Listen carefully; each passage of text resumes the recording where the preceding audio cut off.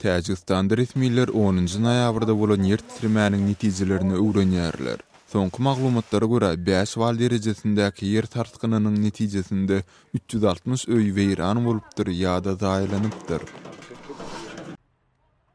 Kazakstanyň paýtagty Astanada 2 gyz dogan guruluş kranynyň üstünde oturup protest eglan etdiler. Olar munyň üstü bilen öz öýleriniň ýykylmagyna garşy nägililigini beýan etdiler. Protestçilerin çağılary hem demonstrasiýaga gatnaşyp Prezident Nursultan Nazarbaýewden öz meseleleriniň oňoýly çözülmegi üçin haýyş etdiler.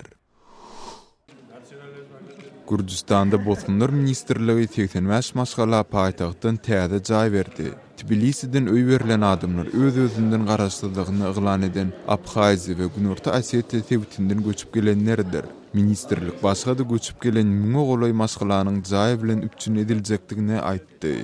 Siz Azatlyk radiosynyň suwunky täzelikleri bilen tanış bolduňyz.